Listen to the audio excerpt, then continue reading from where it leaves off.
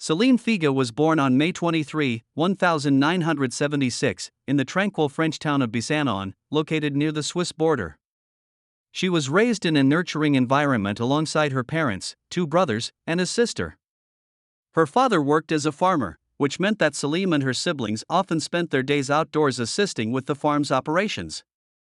At school, she was actively involved in sports and enjoyed a wide circle of friends. When she turned 14, her parents took her on a trip to nearby Britain, a visit that captivated her and sparked dreams of relocating there in the future. Inspired by her cousin, who was a hotel manager in the UK, she resolved to pursue a career in the hospitality industry. After completing her secondary education, Céline enrolled in a local university to study accounting while continuing to visit her cousin in England whenever possible. One summer, her cousin assisted her in securing a job at a hotel, where she spent several months before returning home. In late 1995, at the age of 19, Céline planned another trip to Britain for Christmas. During that period, public train services in France were facing disruptions, prompting her parents to seek assistance from a family friend, a truck driver, who was making a delivery to England. He kindly agreed to transport her to Folkestone, from where she intended to travel to Fordingbridge, approximately 150 miles, 250 kilometers, away, to visit her cousin. On December 18, Céline departed from home with the intention of reaching her cousin's hotel that evening. Her parents anticipated a call from her to confirm her safe arrival, but as the evening progressed without any communication, concern grew. Lacking a mobile phone, her family could only wait anxiously, hoping for her safe arrival at the hotel. They eventually received a call, but it was not from Céline, rather, it was her cousin. He informed them that she had not yet arrived and inquired if there had been any changes to her plans. Céline's parents became increasingly anxious, and with no alternatives available, they decided to reach out to the police. The French authorities promptly contacted their British counterparts, who swiftly initiated a search for the missing woman. Their initial action was to interview Céline's parents, who had traveled to England to aid in the investigation. They mentioned a family friend, a truck driver, who had agreed to give Céline a ride to Britain. The police located him, and he confirmed that he had dropped her off in Folkestone before heading in a different direction. While at the truck stop, the driver encountered another French trucker bound for a town called Newbury, approximately an hour's drive from Céline's cousin's hotel. This second driver consented to give Céline a lift, and investigators were able to track him down as well. He informed the police that he had dropped Céline off at a truck stop in Newbury, where she attempted to use a payphone to contact her cousin for a pickup, but for some reason, she was unable to connect. By that time, it was already 4:30 p.m. The driver suggested that Céline could take a train to her cousin's town. However, there was a complication. The nearest station was several dozen miles away, and he could not take her there as he had to deliver his cargo in another direction. Nevertheless, he wanted to assist her and began inquiring among other truckers in the parking lot to see if anyone could provide Céline with a ride. The first driver he approached declined, stating that he intended to rest. Before his subsequent journey, the second truck driver confirmed that he was en route to Salisbury, which is approximately a 30-minute drive from Céline's cousin's town. He even suggested that she could likely catch an 8:00 p.m. bus from that location. With no other alternatives available, Céline opted to travel with the third driver, marking the last known sighting of her. Detectives attempted to locate this individual but lacked sufficient information for identification. The second driver, who had transferred her to the third, could not recall the license plate number and only remembered that the truck was a white Mercedes. He also provided a description of the man, noting he appeared to be around 35 years old, with short blonde hair and a beard. The second driver expressed that there was something about the man's demeanor that raised his suspicions. However, he ultimately allowed Céline to accompany him, as she had no other options at that moment. The police began to suspect that the third driver may have played a role in Céline's disappearance. Utilizing the witness's description, they produced a composite sketch and disseminated it through local media. As for the first two drivers, investigators meticulously verified their alibis and found substantial evidence confirming their presence in different locations at the relevant time. Detectives soon discovered a concerning detail that heightened their suspicions regarding the third driver. Although he had informed Céline that she could catch an evening bus to her cousin's town from Salisbury, it was revealed that no such bus service existed. Investigators promptly disseminated information about Celine's disappearance, sharing her story along with details about the suspect. The case rapidly attracted national attention in both Britain and France, largely due to composite sketches circulated through newspapers and television. Occurring just days before Christmas, the disappearance of a young woman during the festive season resonated deeply with the public. Compounding the situation were concerns that Celine may have fallen prey to a serial killer, as several young women had been murdered in the same vicinity over the past 2 years. Authorities believed these incidents were connected to a single assailant, raising fears that Celine's case could be linked as well. Consequently, local law enforcement initiated an extensive search operation, deploying over 100 officers, helicopters, and even an airplane to survey the area from above. Their primary focus was on the route that the third driver was thought to have taken with Celine. However, despite their diligent efforts, no trace of her was discovered. The initial week of the search yielded no significant results, prompting both the police and Celine's family to make multiple public appeals for information regarding her whereabouts or the driver. Unfortunately, every lead they pursued quickly led to a dead end. This situation persisted until the morning of December 29th, when police received a disturbing call. A man driving near the town of Wer had stopped to adjust his windshield wipers. While walking along the roadside, he noticed something unusual, partially obscured by snow. Upon closer inspection, he was horrified to discover it was a human body. Disturbed, he hurried home to contact the authorities, who subsequently arrived at the scene and confirmed the grim discovery. A young woman was initially unidentifiable, as authorities first suspected that the remains belonged to a local woman who had vanished after leaving a nightclub.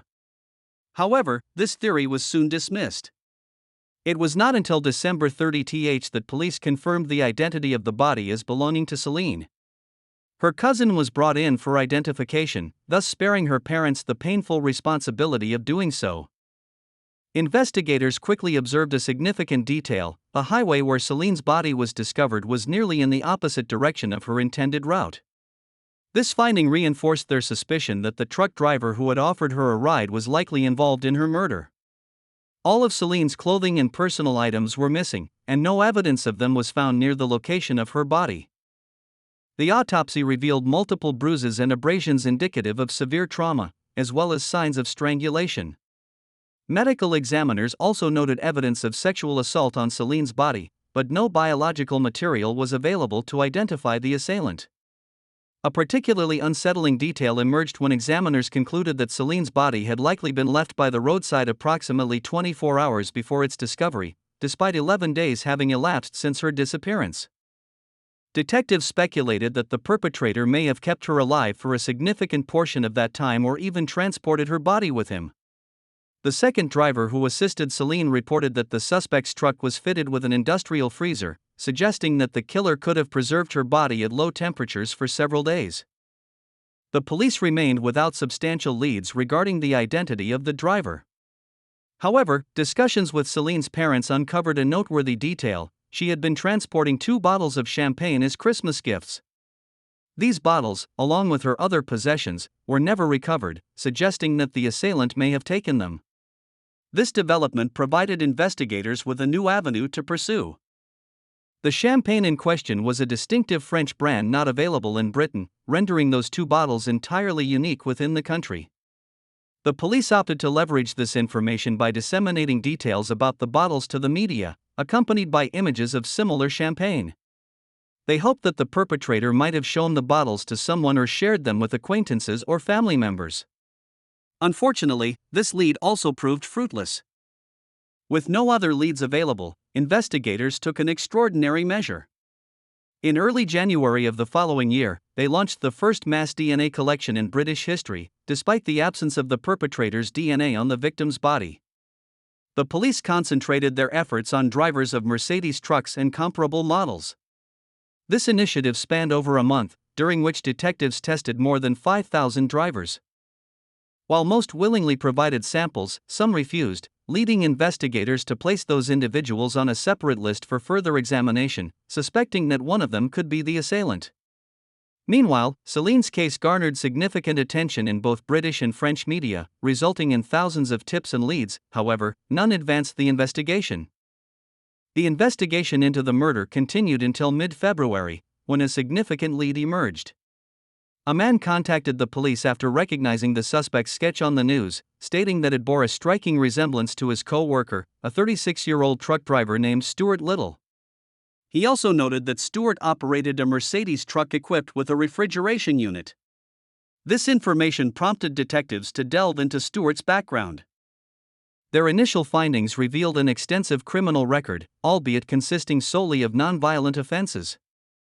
Subsequently, the detectives approached Stuart cautiously, requesting a DNA sample under the pretext of a routine investigation involving numerous drivers across the country. However, Stuart declined to provide a sample, which heightened their suspicions. After several attempts to persuade him, he ultimately acquiesced and consented to the test. Once they obtained his DNA, the police secured a warrant to search his truck, where they discovered crucial evidence: traces of blood on the mattress in the sleeping area and other sections of the cab. Testing confirmed that the blood belonged to Selena, providing sufficient grounds for an arrest. Additionally, the police obtained a warrant to search Stuart's residence, where they found Selena's personal belongings, which she had with her at the time of her disappearance. Investigators also noted an anomaly with Stuart's tachograph, a device mandated by law for truck drivers to record their driving hours. It appeared that on the day Selena's body was disposed of, Stuart had intentionally concealed information. Stuart's movements were under scrutiny, particularly after he made a critical error following the disposal of the body. He returned to work without updating the missing information, which resulted in a suspicious gap in his driving log. Detectives suspected this gap aligned with the time he transported Selene's body to the roadside. During his initial interrogation, Stuart denied any involvement in the murder, asserting that he had never picked up Selene. However, when police presented another driver who identified Stuart in a lineup, his narrative shifted. He then confessed to giving Selene a ride, claiming their encounter was consensual. Regarding her belongings discovered in his garage, Stuart maintained that she had simply left them behind when he dropped her off. Investigators remained skeptical of his account and continued their search for evidence. They soon located a witness who had seen Stuart the day before Selene's body was found. This witness reported seeing him near a warehouse approximately 50 miles from the crime scene, where he appeared to be starting a fire next to his truck, seemingly burning something. When questioned about this, Stuart explained that he had ignited the fire to thaw his truck's brakes, which he claimed had frozen due to the cold weather. Officers proceeded to search the vicinity of the warehouse and quickly uncovered something alarming: Selene's underwear, stained with her blood, hidden beneath a fence. By piecing together the evidence, investigators constructed a probable timeline of events, suggesting that when Stuart picked up Selene, he drove her to a remote location where he assaulted her. Stuart was implicated in the murder based on blood evidence discovered in his truck. Authorities believe he concealed Selene's body in the lower bunk of his cab for 10 days while he continued to make deliveries, behaving as if nothing had occurred. Astonishingly, just 1 week after the murder, Stuart returned home to celebrate Christmas with his wife and children, while Selene's body remained just a few yards away in his vehicle. At some point, he resolved to dispose of the body, and investigators later found receipts indicating that he had purchased a shovel, an axe, and a saw, presumably with the intent to dismember her remains. However, for reasons unknown, he abandoned this plan and left her body near the roadside. Detectives soon uncovered another disturbing detail. The day after Christmas, Stuart gifted 2 bottles of rare French champagne to an acquaintance. When questioned about this, he claimed to have purchased the bottles from another French truck driver, but investigators were skeptical of his account. Additionally, they discovered that Stuart, who had always worn a beard, completely shaved it off shortly after the murder, coinciding with the time when a suspect's sketch began circulating in the media. They also learned why Selene was unable to reach her cousin when she attempted to call him from a pay phone. The UK had recently updated its phone codes, and Selene had his number noted with the old code in her notebook. Unaware of this change, she dialed the outdated number, resulting in her call not going through. For Stuart's family, friends, and colleagues, these revelations were utterly shocking, as he had always presented himself in a different light. Initially perceived as a devoted family man and a trustworthy friend, many were reluctant to believe that he could be implicated in any wrongdoing. However, as the media began to unveil the accumulating evidence against him, they were compelled to confront the unsettling reality of Stuart's true nature. His trial commenced in October of that year, and despite the overwhelming evidence presented, he steadfastly maintained his innocence, denying all allegations. The jury, however, did not take long to reach a consensus, ultimately finding him guilty of murder. He was sentenced to life imprisonment, with the possibility of parole after serving a minimum of 20 years. Following his sentencing, Stewart sought to appeal the verdict, arguing that the high-profile nature of the case had biased the jury, thus denying him a fair trial. Nevertheless, the appeals court dismissed his claims. In 2006, he made another attempt to have his sentence reviewed, but once again, his appeal was rejected. A decade later, in 2016, Stewart became eligible for parole, however, his request was denied. The rationale was clear: even after 2 decades in prison, he continued to deny his involvement in the crime and insisted on his innocence. The judge expressed concerns regarding Stewart's potential threat to society. Currently, Stewart remains incarcerated, with minimal prospects for release in the near future. It is noteworthy that he was ultimately excluded as a suspect in the other murders previously mentioned. Those crimes were attributed to another truck driver, who was apprehended in late 1997.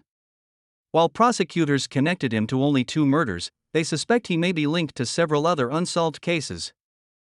Regarding Stewart, investigators have also speculated that Celine may not have been his sole victim. However, after all these years, no evidence has emerged to associate him with any additional crimes. Please share your thoughts on this narrative in the comments section, and if you found the video enjoyable, kindly press the like button. Thank you for watching.